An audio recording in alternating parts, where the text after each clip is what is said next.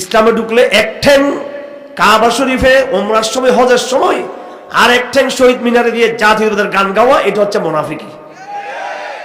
এক ঠ্যাং আপনি মসজিদ মাদ্রাসায় কোরআনের কথা বলবেন, আর এক ঠ্যাং এই সংবিধান এবং আইন যেখানে অনেক অনিসলামিক বিষয় রয়েছে সেটা সংস্কার না হওয়া পর্যন্ত এবং কোরআনের সাথে সাংঘর্ষিক সমস্ত বিধিবিধান বিলোপ না আসা পর্যন্ত আপনি এক পায়ে দিকে আরেক পায়ে দিকে দিলে সেটা হচ্ছে মুনাফিকদের চরিত্র। সেটা এই জন্য এখান থেকে বেরিয়ে আসতে হবে। আমাদের ওলামায়ে কেরামদেরকে অনুরোধ করব, যারা মাদ্রাসার ছাত্র আছেন তাদেরকে বলবো, দিনদার ভাইদেরকে বলবো, কোরআনকে কোরআন মতো বুঝতে হবে। এই যে আমি এসে খুব ভালো লাগে যখন কোরআন শরীফ সামনে থাকে, এখানে বুখারী শরীফ থাকলেও দরকার, হেদায়েত সব কিতাব থাকা দরকার। সমস্যা হলো আমাদের দেশের জনগণ বক্তাদের চেহারা দেখতে আসে, বক্তাদের সুর শুনতে আসে, আমাদের গর্জন শুনতে আসে, এরা আল্লাহর কথা শুনতে কিন্তু আসে না। মাফ করবেন, আমি যদি এখন বেফুসে বুখারী শরীফের এক একটা হাদিস তর্জমা করি সব মানুষ উঠে চলে যাবে। আর ফেকার কি মশলা তো আরো আটখাট্টা, একদম মজা লাগে না। যখন নামাজের মশলা বলা হবে, রোজার মশলা বলা হবে, হজের মশলা বলা হবে, ইমান ভঙ্গের কারণগুলো বলা হবে, কিতাব দেখে দেখে মানুষ একটাও কিন্তু বসবে না। মানুষ পছন্দ করে সুরের ওই সমস্ত কাহিনী যেগুলোতে সুফিবাদের মিথ্যা গল্প দিয়ে, কিংবদন্তি দিয়ে, বানোয়াট কাহিনী দিয়ে আপনি শর্টকাট ব্যস্ত চলে যাবেন। আপনি বলবেন যে আমাদের পীর, আমাদের শেখ কুমিরের পীরের উপর সওয়ার হয়ে পদ্মা নদী পার হয়ে এখানে দাওয়াত দিতে আসছেন, তখন বলবো সুবহানাল্লাহ, সাহাবায়ে কেরাম কুমিরের পেটে এসেছিল, বাঘের পিঠে এসেছিল সাহাবায়ে কেরাম, লড়াই করে শহীদ হয়ে রক্ত দিয়ে সাহাবায়ে কেরাম এই দ্বীনকে প্রতিষ্ঠা করেছে।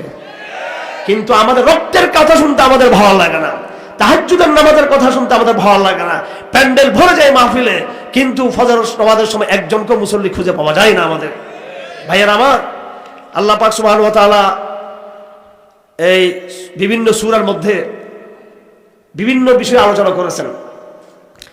একটা আয়াত এই মুহূর্তে আমার নজরে পড়ছে, ইয়া আইয়ুহাল্লাযীনা আমানু আমিনু, এটা সূরা নেসার 136 নম্বর আয়াত। এলম গোপন করা হারাম, ইচ্ছাকৃত এলম গোপন করলে এটার কঠিন শাস্তি আছে এটার। আর না জেনে না বুঝে যদি এলমকে গোপন করা হয় তখন সে জাহেল, আল্লাহ পাক তাকে ক্ষমা করে দিবে। কোরআন করিমকে বুঝার জন্য কোরআনের আগের বয়ান দেখতে হবে, কোরআন পর বয়ান দেখতে হবে। আমি অনেককে বলতে শুনেছি ইয়া আইয়ুহাল্লাযীনা আমানু আমিনু, এর ব্যাখ্যা দিতে গিয়ে আমরা বিভিন্ন কথা এখানে বলে থাকি। আসলে মূলত এটা মুনাফিকদের সম্পর্কে আল্লাহ পাক বলেছেন এটা।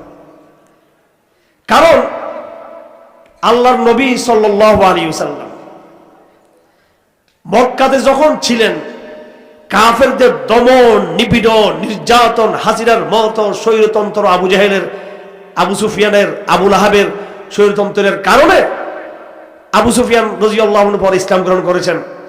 উতবা, সাইবা ইত্যাদি বিভিন্ন ইকরাম ইবনে আবু জাহেল, তাদের জুলুমের কারণে সহজে মুনাফিকরা মুসলমানদের ভিতরে ঢুকতে পারে নাই মক্কার জীবনে। কথা বুঝা আসছে? মুনাফিক দেখবেন এখন, হাসিনা যাওয়ার পরে দেখবেন মুনাফিক এখন। হাসিনার আমলে মুনাফিক কম দেখে, ওই সময় এত জুলুম নির্যাতনে আমাদের কাতারে মুনাফিকরা থাকতে পারে নাই। এখন আমরা বহু কিছু দেখতেছি বিভিন্নভাবে। মদিনাতে যখন রাসূল ইসলাম নিয়ে যখন গেলেন, নিরাপদ জনভূমি, নিরাপদ জনপথ, এখানে কাফেরদের পক্ষ থেকে কোনো জুলুম নাই, নির্যাতন নাই। তো মুসলমানদের কাতারের মধ্যে মুনাফিকরাও শামিল হয়ে গেল। আনসারীরা ঘোষণা দিয়ে ঈমান আনলো, আউস ঈমান আনলো, খাজরাজ ঈমান আনলো। কিন্তু এর বাইরে এবং এর মধ্যেও কিছু কিছু লোক যারা উপরে ঈমান এনেছে, ভিতরে তারা ঈমান আনে নাই। বদরের যুদ্ধে যখন ইসলাম ঐতিহাসিক বিজয় লাভ করলো, তখন একদিকে ইসলামের দাওয়াতের ঢঙ্কা বেজে গেল, গণহারে মানুষ ইসলামের দিকে ধাবিত হতে লাগলো, হক আর বাতিল স্পষ্ট হয়ে গেল। আল্লাহ পাক বদরের লড়াইকে নাম দিয়েছেন ইয়াউমুল ফুরকান, যেদিন হক এবং বাতিল পার্থক্য হয়ে গেল। এর আগে আরেকটা লড়াই হয়েছে, ইসলাম এবং কুফরের লড়াই। সেই লড়াই ছিল তালুত এবং জালুতের মাঝখানে। এরা ছিল মুসলমানদের আরেকটা প্রজন্ম, বনি ইসরাইলের। সেই লড়াইয়েও আল্লাহ পাক স্বল্প সংখ্যক মুজাহিদদেরকে অধিক সংখ্যক তাগুদের বিরুদ্ধে বিজয় দান করেছিলেন। বদরের যুদ্ধে ইসলামের বিজয় হওয়ার পরে এখন যেহেতু ইসলামের ভালো অবস্থা, ইসলাম এখন খুব বিজয় বিজয় ভাব ইসলামের, এই সুযোগে কাফেররা মুনাফিকরা মুসলমানদের বগলের তলে, মুসলমানদের আস্তিনের মধ্যে, মুসলমানদের সাথে সমাজে, মসজিদে, সব জায়গায় তারা মিশে গেল। আমার ভাইয়েরা, আল্লাহ পাক মহান হাকিম। আল্লাহ পাক যখন আপনাকে সম্মানিত করবেন, এর পিছনে আল্লাহর কোনো হিকমত আছে।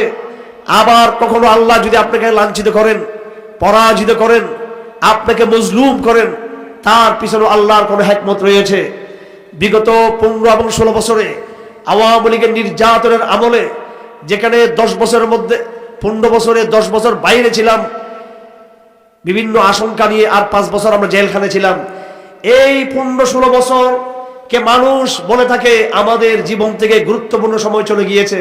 এটা বিএনপির জন্য হতে পারে যে এই সময়টাতে আমাদের কমপক্ষে 5টা বছর ক্ষমতা থাকার কথা, কিন্তু আমাদের জন্য এই 16 বছর ছিল তাওহীদ এবং শিরকের সংগ্রামে প্রত্যক্ষভাবে জড়িত হয়ে কাফেরদের চরিত্র দেখা, মুনাফিকদের চরিত্র দেখা, আর মজলুম হয়ে আল্লাহর সাহায্য দেখার সুবর্ণ সুযোগ ছিল আমাদের জন্য। এটা এই 15 বছরে আমরা কোরআনকে ওইভাবে বুঝতে পেরেছি, কারাগারের অন্ধকারে তাহাজ্জুদের লম্বা লম্বা নামাজে, যেটা কখনো এই কারাগারের দেওয়ালের বাইরে আমাদের জন্য সেই সুযোগ ছিল না। আল্লাহ পাক আমাদেরকে আগামী ভারতবর্ষের বিপ্লবের জন্য তৈরি করার জন্যই বাঙালি মুসলমানকে এই 15-16 বছর জগদ্দল স্বৈরাচারকে চাপিয়ে দিয়ে আমাদেরকে তিনি প্রস্তুত করেছেন। তিনি আল্লাহ পাক যে প্রজন্মকে আগামী দিনের নতুন এক ইতিহাস সৃষ্টির জন্য তৈরি করেছে, সেই প্রজন্ম যদি মনে করে আমি এখন এমপি হতে চাই, আমি এখন ক্ষমতায় যেতে চাই, পাগল হয়ে গেছে আমাদের লোকজন। এটা তাদের ইসলামের জন্য বলতেছি। আপনারা সংসদে গিয়ে ইসলামকে বিজয় করার স্বপ্ন দেখেন, আমরা দিল্লি থেকে ইসলামকে বিজয় করার স্বপ্ন দেখি ইনশাআল্লাহ। এবার দেখা যাক আল্লাহর কোন ওয়াদা বাস্তবায়ন হয়। যারা মসজিদ থেকে, মেহরাব থেকে কোরআনকে ধারণ করে, দাওয়াতকে ধারণ করে, জিহাদকে ধারণ করে, আকীদাকে ধারণ করে, শেষ বিজয় তাদের হবে, নাকি যারা নতুন নতুন স্বপ্ন দেখে সাময়িক শর্টকাট গণতন্ত্রের মাধ্যমে তাদের বিজয় হবে চূড়ান্ত, দেখার বিষয় বলে দিলাম ইনশাআল্লাহ। সাময়িক বিজয় আমাদের আসবে না, আমাদের বড় আর নতুন বিপর্যয় হতে পারে, কারণ আমাদের শত্রুরা বসে নাই। আমাদের শত্রু, আমি বারবার বলেছি, আমাদের বিশেষ করে যারা তরুণ প্রজন্মের আবেগপ্রবণ দিনদার ভাইরা আছেন এবং সাধারণ নাগরিকদেরকে বলবো, আমাদের যারা ইসলামী দল করেন তাদেরকে বলবো, বাংলাদেশের ক্রাইসিস এটা আমাদের ভিতরগত ক্রাইসিস, এটা আন্তর্জাতিক ক্রাইসিস।